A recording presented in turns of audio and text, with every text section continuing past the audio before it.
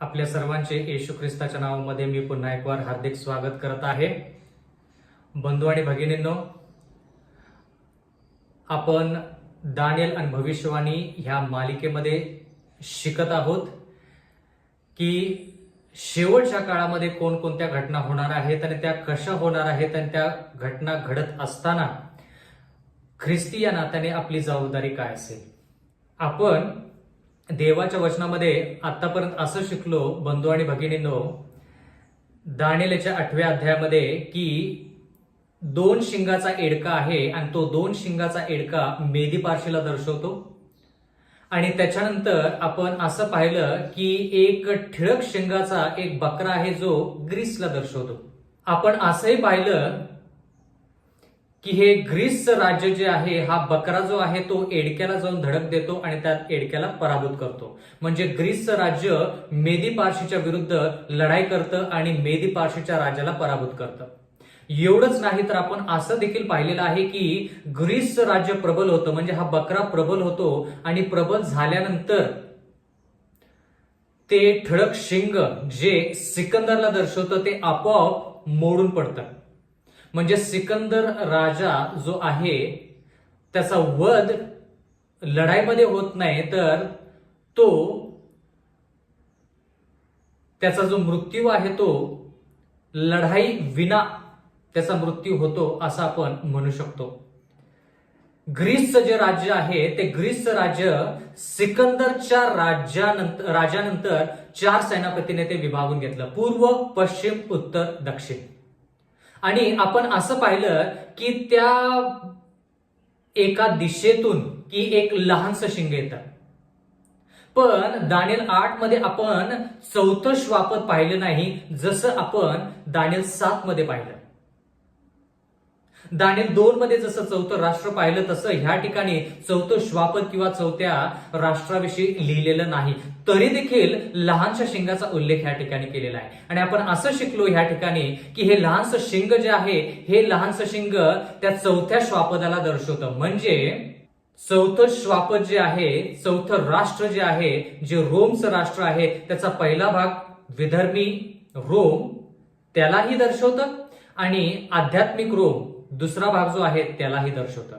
म्हणजे विदर्भी रोम आणि आध्यात्मिक रोम हे लहानशा शिंगाने दानिएलच्या 8व्या अध्यायामध्ये आपण पाहिलेलं आहे. देवाच्या वचनामध्ये आपण स्पष्टरित्या पाहिलेलं आहे. पुन्हा एक वार हा मुद्दा उचलूया आणि पाहूया की हे जे लहानशे शिंग आहे त्याची दृष्टी, त्याची जी आशा आहे, त्याची जी इच्छा आहे, ती इच्छा दक्षिणेस, पूर्वेस व त्या वैभवी देशाकडे पराकाष्ठाचे झाले असं देवाचं वचन म्हणतं. म्हणजे त्याला इच्छा होती की दक्षिणेची जी दिशा आहे, दक्षिणेचा जो भाग आहे तो बळकवायचा, मग त्याच्या व्यतिरिक्त पूर्वेचा भाग आणि त्याच्यानंतर त्या वैभवी देशाकडे त्याची नजर फिरली. आता देवाच्या वचनामध्ये वैभवी देश देवाच्या लोकांना म्हटलेले आहे. देवाचे लोक ज्या ठिकाणी आहेत त्या देशाला, त्या ठिकाणाला वैभवी देश असं म्हटलेलं आहे. ज्या वेळेस लोक मिस्र देशातून कनान देशाकडे जात होते किंवा जाणार होते, त्यावेळेस देवाने त्यांना स्पष्टरित्या सांगितलं की तो देश ज्याच्यामध्ये ते पदार्पण करणार आहे तो वैभवी देश आहे, दुधामधाचा देश आहे. आता दुधामधाचा देश म्हणजे शब्दशः त्या ठिकाणी दूध आणि मध वाहत नाही. दुधामधाचा देश म्हणजे त्या ठिकाणी आशीर्वाद आहे. तो देश जो आहे तो वैभवी देश आहे. तो देश जो आहे तो फलद्रूप असा देश आहे, म्हणून त्याला वैभवी देश म्हटलेला आहे. म्हणजे त्या देशामध्ये फक्त जगिक आशीर्वाद नसून आध्यात्मिक आशीर्वाद देखील आहेत, म्हणून त्याला वैभवी देश म्हटलेला आहे. तर ह्या ठिकाणी वैभवी देश जो आहे तो देवाचा देश, म्हणजे थोडक्यात देवाची जागा, ज्याला आपण यरुशलेम, देवाचे लोक ज्या ठिकाणी आहेत ते लोक वैभवी देशाला दर्शवतात. जर आपण ह्या लहानशा शिंगाचा विचार केला तर हे लहानशा शिंग दक्षिण, पूर्व आणि वैभवी देश जर आपण पाहिलं तर पश्चिमेच्या बाजूला आहे. वैभवी देश जो आहे तो पश्चिमेच्या बाजूला आहे. तर ह्या ठिकाणी 3 दिशा दर्शवलेल्या आहेत, दक्षिण, पूर्व आणि पश्चिम. उत्तर दिशेविषयी काय, त्याच्यासाठी आपण यशायाचा 14वा अध्याय पाहिला, ज्यामध्ये आपण पाहिलं की हे जे लहानसं शिंग आहे, हे लहानशा शिंगाची तुलना आपण सैतानाचं चरित्र जे आहे त्याच्याशी केलेली आपण पाहू शकतो. कारण की का, यशायाचा 14वा अध्याय आणि विशेष करून 13 वचन आपण जर पाहिलं तर या ठिकाणी देवाचं वचन म्हणतं, जो तू आपल्या मनात म्हणालास मी आकाशात चढेन, देवाच्या तारांगणाहून माझे सिंहासन उच्च करेन. आता ह्या ठिकाणी कोणाविषयी लिहिलंय? लिहिलं आहे लुसिफराविषयी, लिहिलेलं आहे सैतानाविषयी. पण त्याचे जे गुणधर्म आहेत ते गुणधर्म लहानशा शिंगामध्ये कसे आहेत ते आपण ह्या ठिकाणी पाहतो. पुढे लिहिलेलं आहे, उत्तर भागातील देवसभेच्या पर्वतावर मी विराजमान होईन.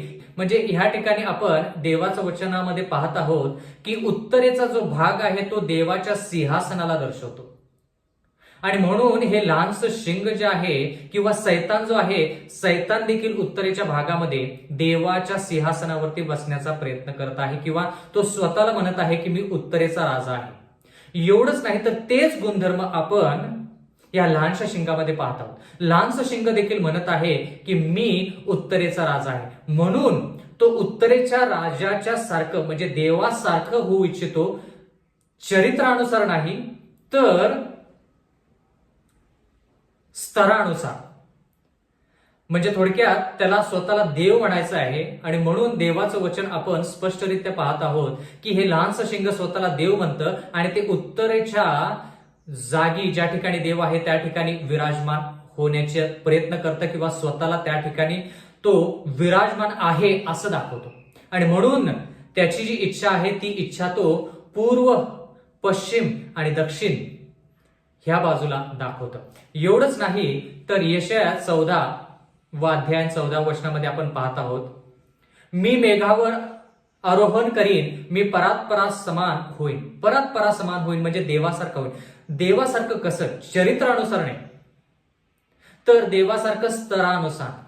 जे स्तर देवाचं आहे सर्वोत्कृष्ट, त्या स्तरावरती सैतानाला पोहोचायचं आहे. आणि तेच गुणधर्म आपण ह्या लहानशा शिंगामध्ये पाहत आहोत. कारण की लहानसं शिंग जे येतं ते जे 4 दिशा आहेत त्या 4 दिशेमधून एक दिशेतून येतं.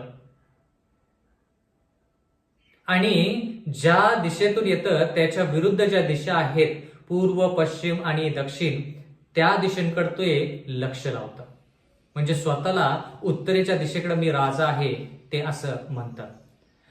म्हणजे ह्या ठिकाणी आपण व्यवस्थितरित्या पाहिलं पाहिजे की हे लहानसं शिंग जे आहे, हे लहानसं शिंग 4थे राष्ट्र, त्याच्यातला पहिला भाग विधर्मी रोम आणि दुसरा भाग आध्यात्मिक रोम दोन्हीला दर्शवतं.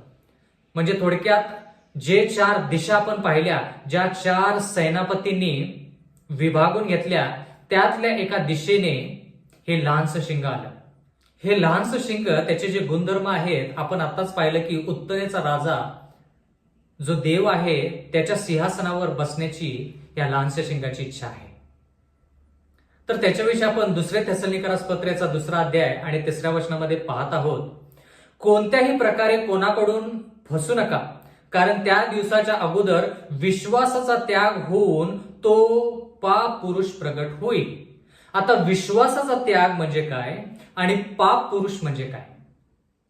आता पाप पुरुष म्हटलं तर पापी लोक, जर म्हटलं तर पापी लोक सर्वच आहेत. पण या ठिकाणी पाऊल एका विशिष्ट व्यक्तीविषयी बोलत आहे, एका विशिष्ट माणसाविषयी बोलत आहे. जर त्याला पापाविषयीच बोलायचं आणि पापी लोकांविषयीच बोलायचं तर तो सर्वसाधारणतः म्हणू शकला असता की पापी लोक. पण ह्या ठिकाणी तो काय म्हणतो की विश्वासाचा त्याग झाल्यानंतर मग पाप पुरुष प्रगट होईल.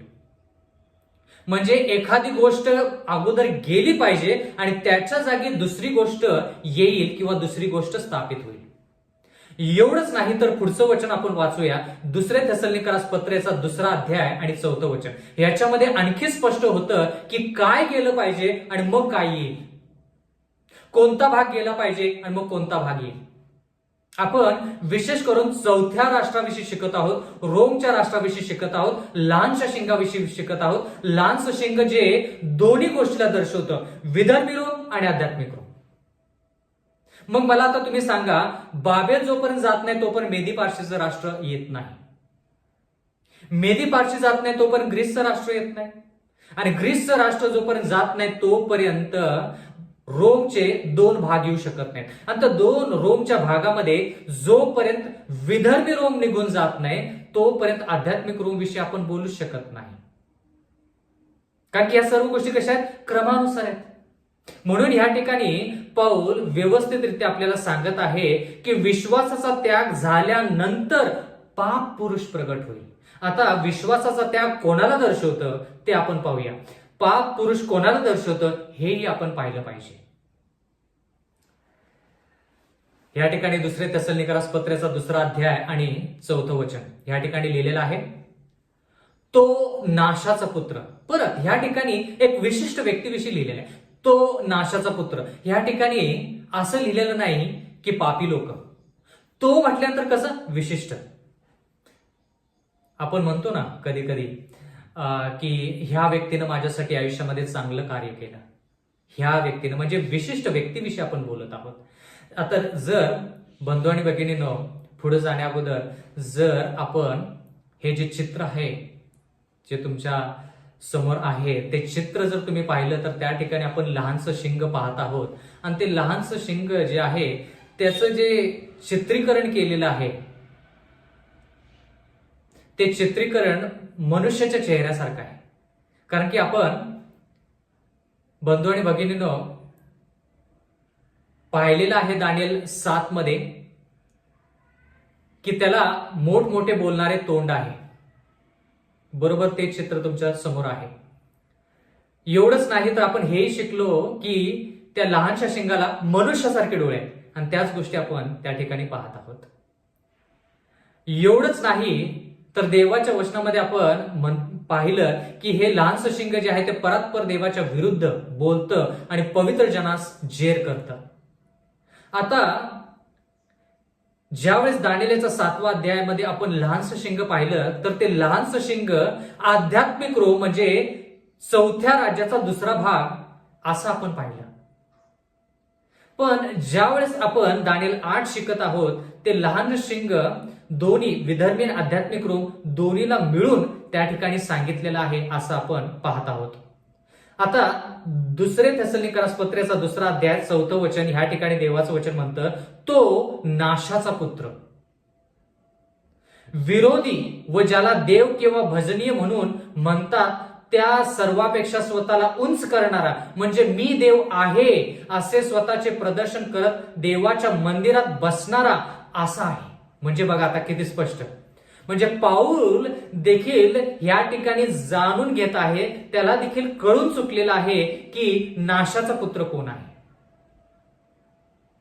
पण जर आपण 3ऱ्या वचनामध्ये पाहिलं तर त्या ठिकाणी आपण वाचलेलं आहे की विश्वासाचा त्याग होऊन पाप पुरुष प्रगट झाला पाहिजे.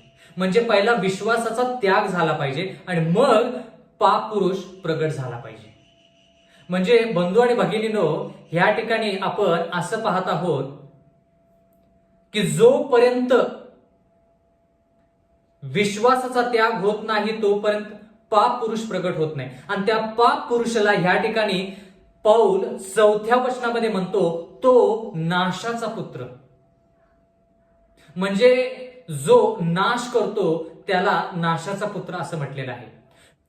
कारण की हे राज्य जे आहे लहानसं शिंग स्वतःला उत्तरेच्या दिशेला आहे असं म्हणतं. आणि आपण यशामध्ये पाहिलं की तो म्हणतो की मी उत्तर भागाच्या सिंहासनावर ज्या ठिकाणी देव आहे त्या ठिकाणी मी विराजमान होईल.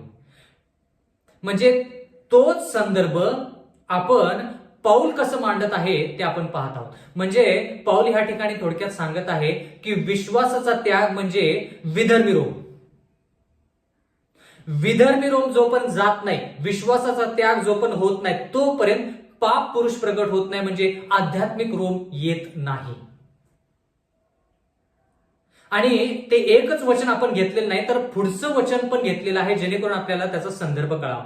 4थ्या वचनामध्ये, 2 थेसलोनिकरास पत्राचा 2रा अध्याय 4थ्या वचनामध्ये असं लिहिलेलं आहे, तो नाशाचा पुरुष, तो नाशाचा पुत्र. तो नाशाचा पुत्र जो आहे तो पाप पुरुष आहे, म्हणजे थोडक्यात आध्यात्मिक रोम आहे. आणि इथं लिहिले विरोधी, ज्याला देव किंवा भजनीय म्हणून म्हणतात. म्हणजे विरोधी कोण आहे? देव कोण स्वतःला म्हणतं? आध्यात्मिक रोम. पण आध्यात्मिक रोम म्हणजे काय? पोपची सत्ता म्हणजे काय? स्वतःला ते देव म्हणतं. का स्वतःला देव म्हणतं? कारण की ते लोकांच्या पापाची क्षमा करतं.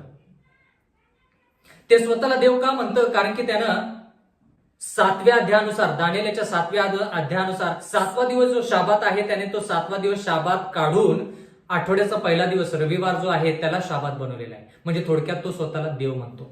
म्हणून त्याला नाशाचा पुत्र किंवा पाप पुरुष असं म्हटलेलं आहे. दानिएल त्याला लहानसं शिंग म्हणतो. पौल त्याला पापाचा पुरुष किंवा पाप पुरुष, विनाशाचा पुत्र असे नावं देत आहे. बंधू आणि भगिनींनो, जर तुम्हाला आठवतं तर पेत्र याच्याविषयी आपण शिकलो की पेत्र रोमला काय म्हणतो? रोमच्या राज्यामध्ये असताना पेत्राने जे पत्र लिहिलं ते पत्र तो म्हणतो की बाबेल असा शब्द त्या ठिकाणी वापरतो रोमसाठी. म्हणजे पेत्र बाबेलच्या राज्यामध्ये नसून रोमच्या राज्यामध्ये आहे. आणि तरी देखील पेत्र म्हणतो रोम म्हणजे बाबेल. दानिएल ह्याच रोमला लहानसं शिंग म्हणतो, आणि विशेष करून आध्यात्मिक रोमला. पौल ह्या ठिकाणी त्याच लहानशा शिंगाला पाप पुरुष आणि विनाशाचा पुत्र असं म्हणतो. विरोधी, ज्याला देव किंवा भजनीय म्हणून म्हणतात. म्हणजे थोडक्यात पौल ह्या ठिकाणी आपल्याला सांगत आहे की हा आध्यात्मिक रोमचा जो भाग आहे तो पाप पुरुष आहे किंवा विनाशाचा पुत्र आहे. आणि हा विनाशाचा पुत्र किंवा पाप पुरुष कधी प्रगट होईल? जोपर्यंत विश्वासाचा त्याग होत नाही. म्हणजे थोडक्यात जोपर्यंत विधर्मी रोम जात नाही तोपर्यंत. कारण की विधर्मी रोमची कारकीर्द आपण पाहिली 168 ख्रिस्तपूर्व ते 476 इसवी सन. त्याच्यानंतरच आपण असं म्हणू शकतो, आपण पाहिलेलं आहे आध्यात्मिक रोमची कारकीर्द जी आहे ती 538 इसवी सन ते 1798 इसवी सन. एवढंच नाही तर आपण हेही पाहिलेलं आहे 1798 इसवी सनच्या नंतर न्याय सुरू होतो.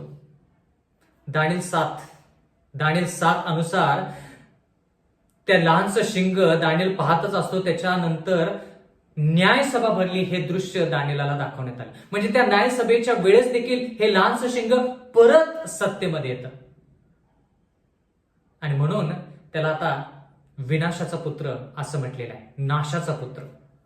ह्या ठिकाणी असं लिहिलेलं आहे, ज्याला देव किंवा भजनीय म्हणून म्हणतात त्या सर्वापेक्षा स्वतःला उंच करणारा म्हणजे मी देव आहे. म्हणजे हेच आपण यशामध्ये पाहिलं, हेच आपण दानिएल 7 मध्ये पाहिलं.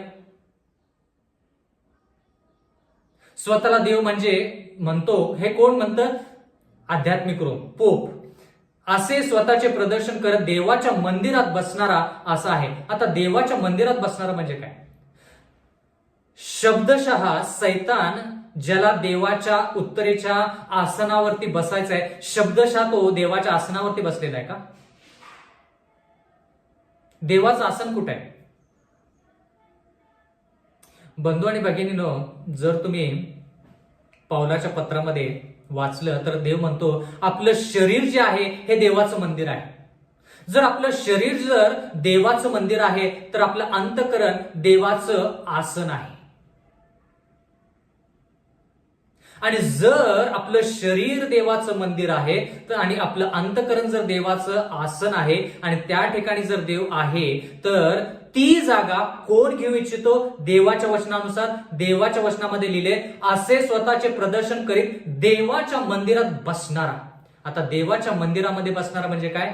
सैतान किंवा थोडक्यात हे लहानसं शिंग जे आहे रोम जे आहे, आध्यात्मिक रोम जे आहे, पोपची जी सत्ता आहे, पोप स्वतःला आपल्या शरीरामध्ये म्हणजे थोडक्यात आपलं आसन म्हणजे थोडक्यात आपलं अंतःकरण जे आहे, जे आसन देवाचं आहे त्याच्यावरती बसण्याचा प्रयत्न करत आहे.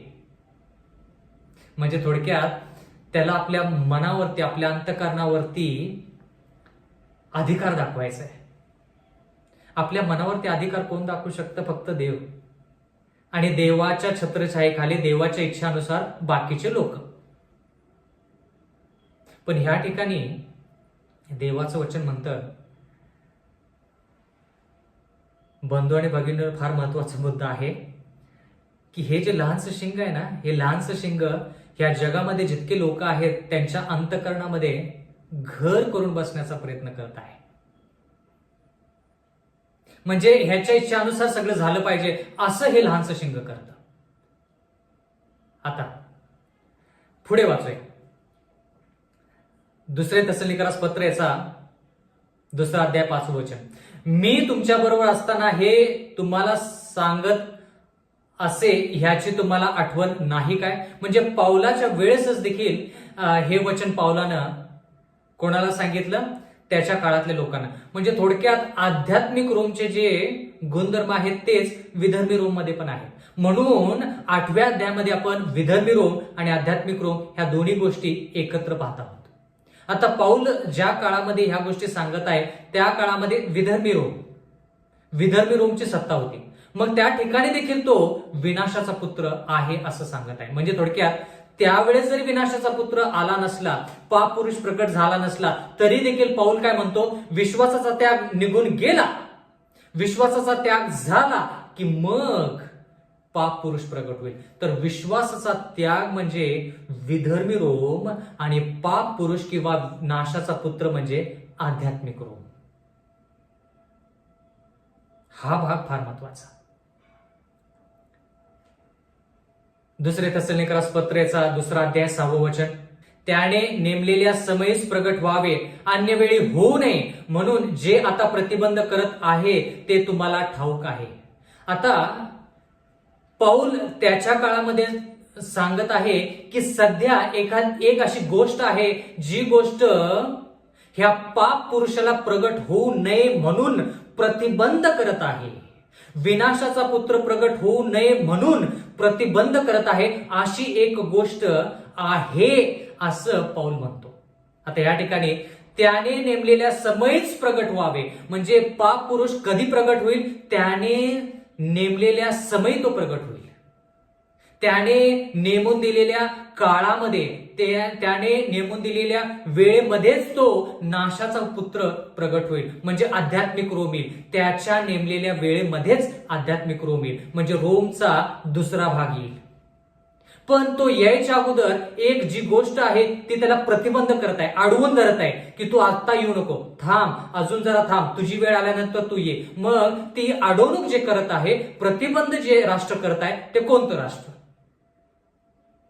या ठिकाणी त्याने नेमलेल्या समयीच प्रगट व्हावे, अन्य वेळी होऊ नये म्हणून जे आत्ता, बघा पाऊल काय म्हणतो, जे आत्ता प्रतिबंध करत आहे ते तुम्हाला ठाऊक आहे. म्हणजे त्या ठिकाणी रोम होतं, पण कोणतं रोम? विधर्मी रोम. म्हणजे विधर्मी रोम आध्यात्मिक रोमला प्रतिबंध करत होतं की तू आत्ता येऊ नको. मी 168 ख्रिस्तपूर्व पासून 476 इसवी सन पर्यंत मी आहे, माझ्यानंतर तू ये.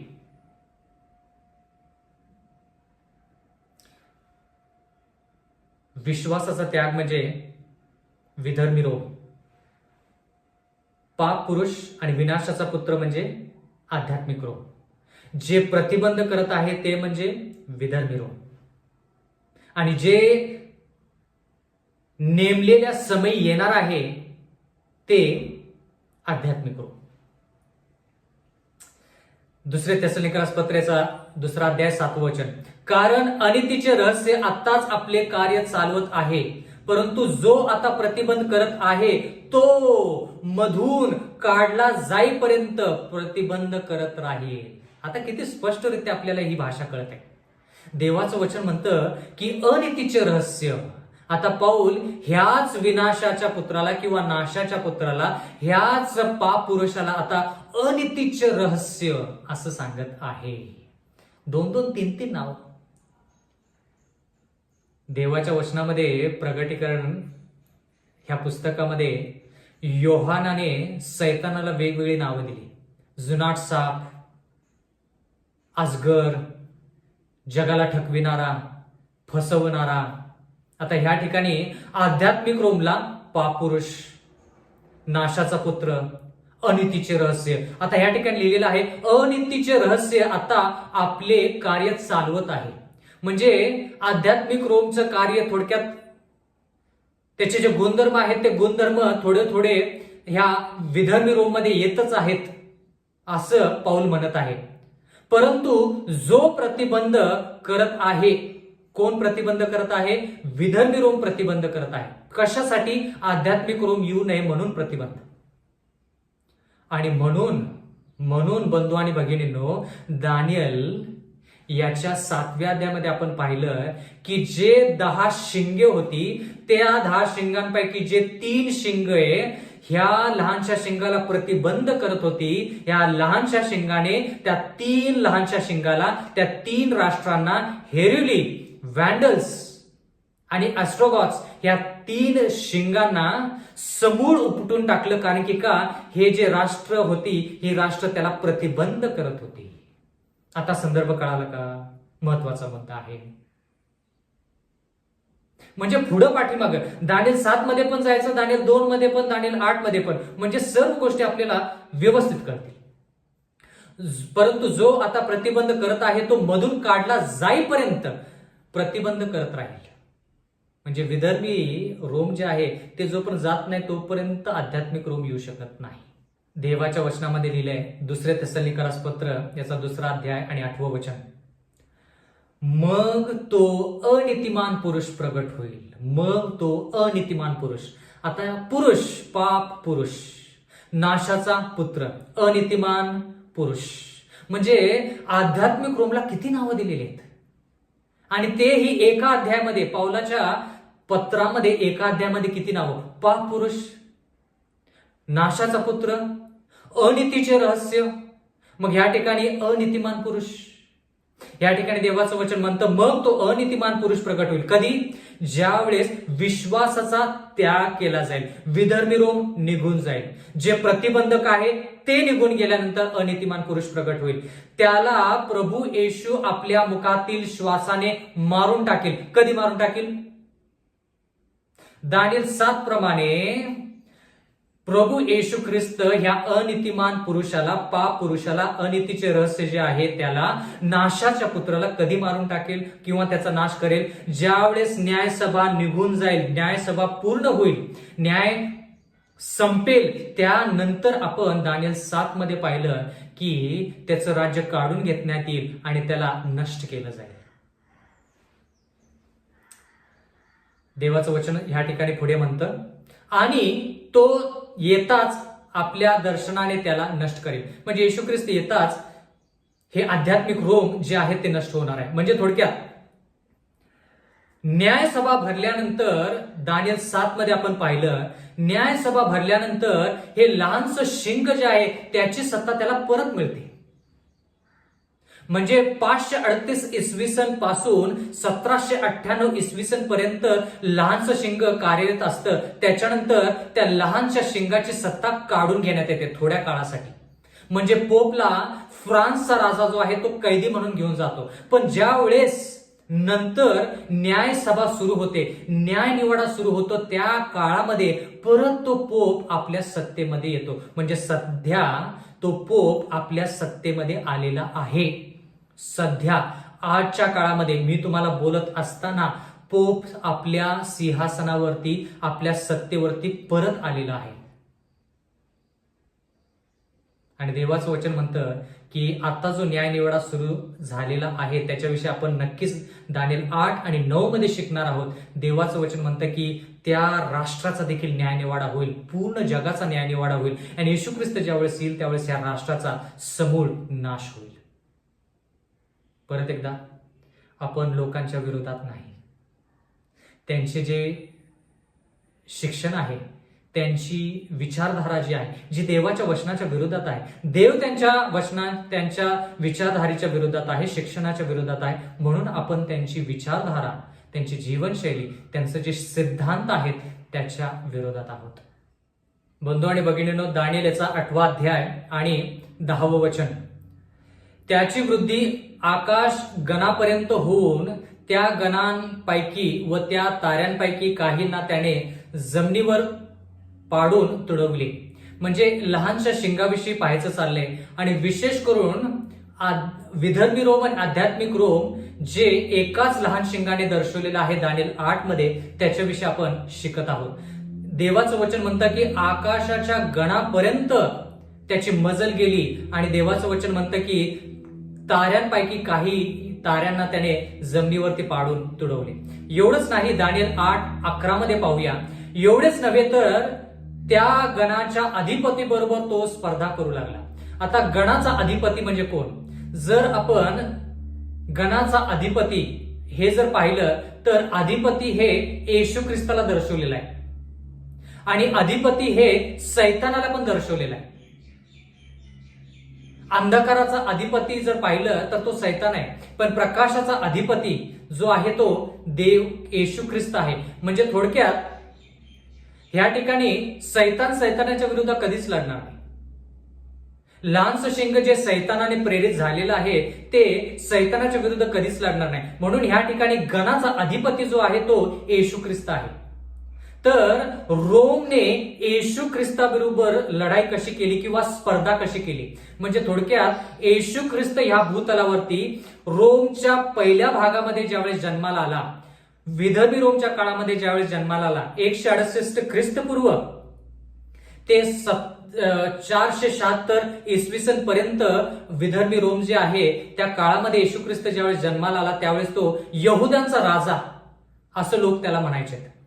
मग ज्यावेळेस यहुदाचा राजा हे हेरोद राजाने ऐकलं त्यावेळेस हेरोद राजा म्हणाला की कोण असा जन्माला आलेला आहे बेथलेहममध्ये जो स्वतःला राजा म्हणत आहे?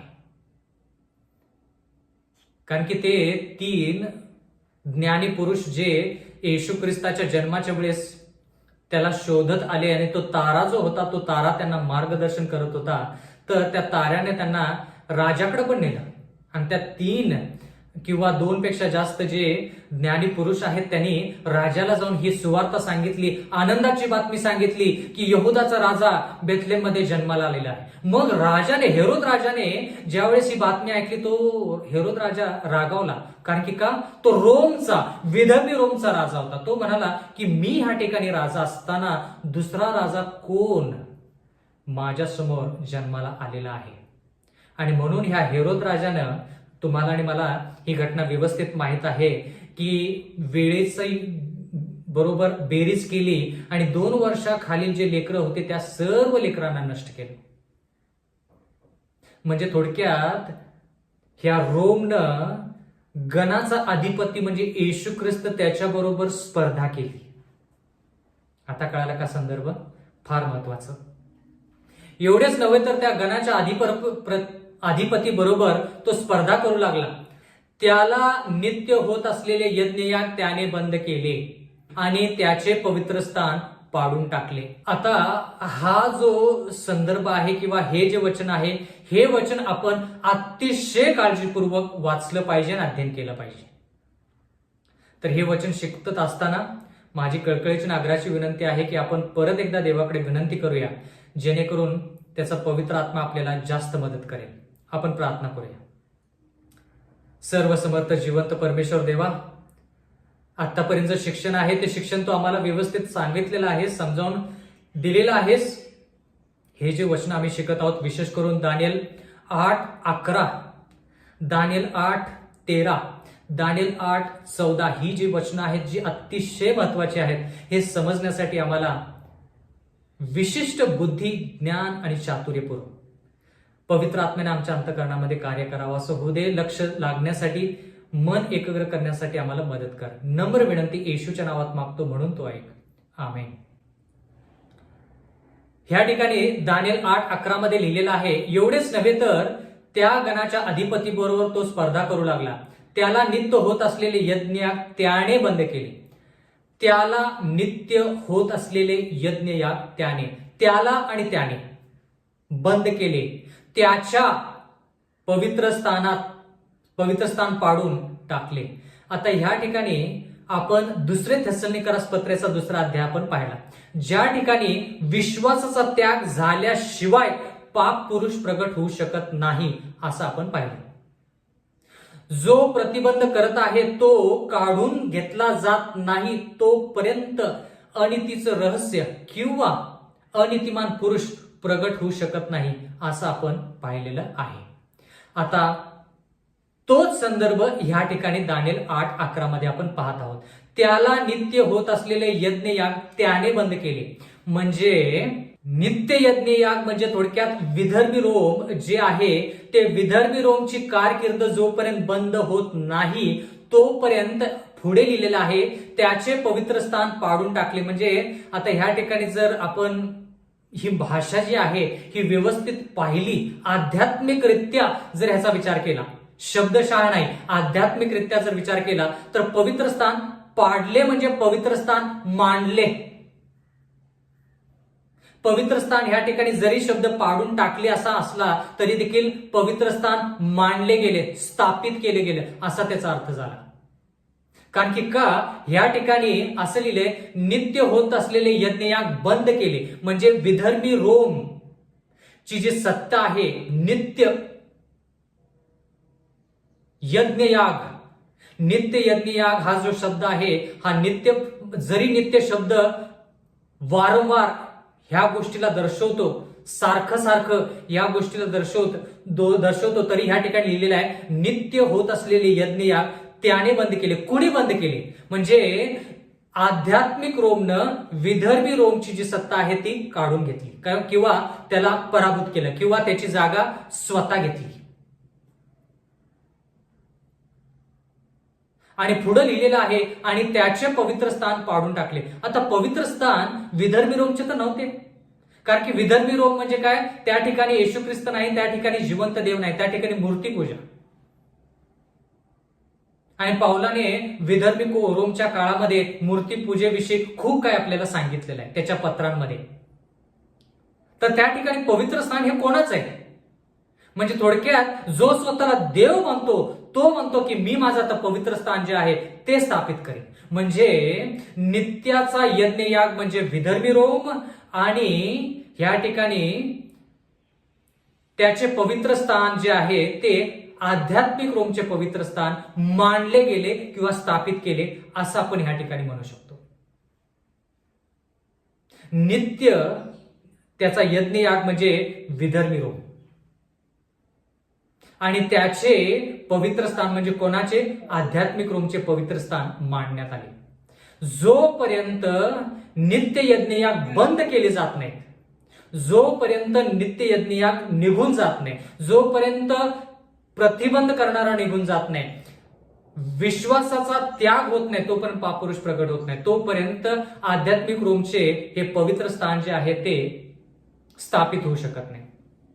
म्हणजे दानिएल 8:11 मध्ये जे पवित्र स्थान आहे ते देवाचं, येशू ख्रिस्ताचं पवित्र स्थान नाही, तर येशू ख्रिस्ताविरुद्ध जो स्पर्धा करत आहे, जो अनितीचे रहस्य आहे, जो अनितीचा पुरुष आहे, त्याचे पवित्र स्थान त्यानं त्या ठिकाणी मांडलेलं आहे. कारण की का? तो स्वतःला देव म्हणतो, म्हणून तो म्हणतो की माझं पण पवित्र स्थान आहे आणि ते पवित्र स्थान जे आहे ते मी मांडणार आहे. म्हणजे 538 इसवी सन पासून 1798 इसवी सन पर्यंत.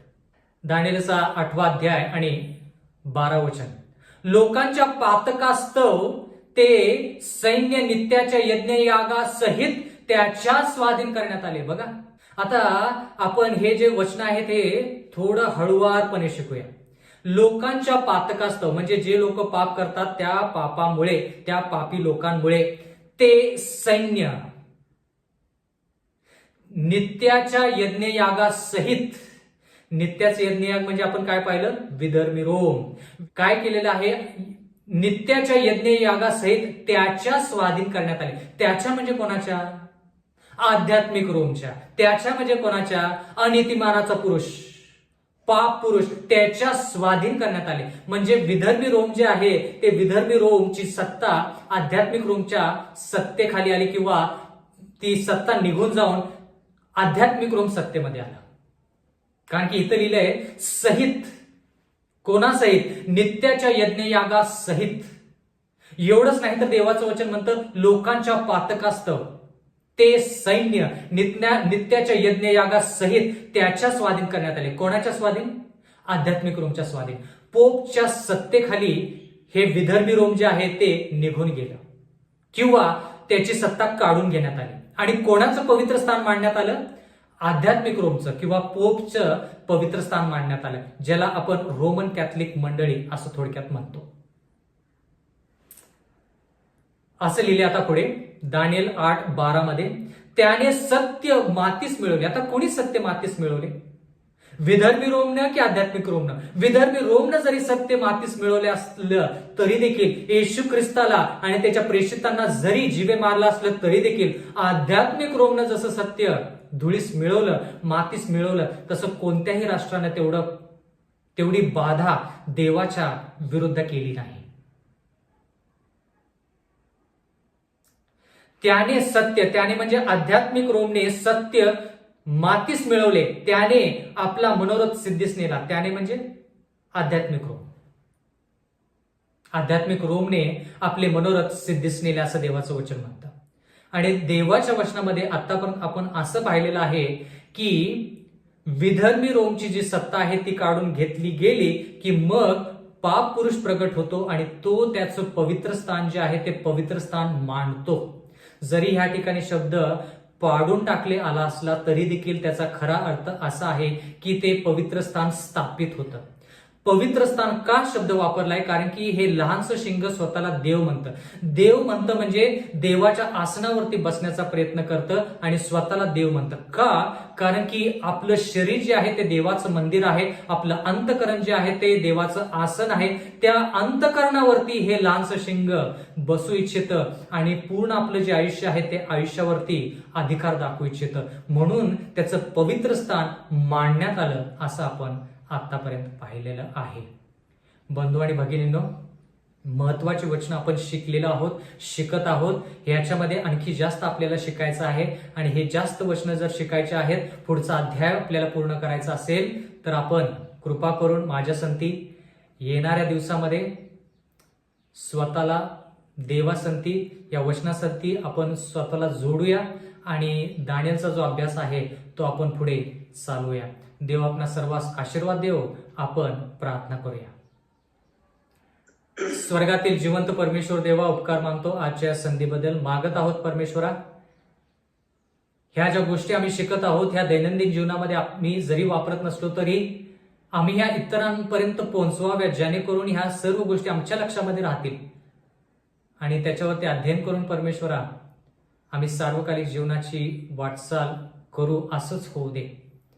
मागत आहोत जे लोक हे वचन शिकत आहेत, ज्या लोकांना हे वचन कठीण जात आहे समजण्यासाठी, त्यांना पवित्र आत्मा पुरव परमेश्वरा. आणि जोपर्यंत आम्ही त्या स्वर्गीय राजापर्यंत, स्वर्गीय राजामध्ये पोहोचत नाही तोपर्यंत परमेश्वरा तो आम्हाला मदत कर, आम्हाला सहाय्य कर. लीन नम्र अंतकरण दे परमेश्वरा.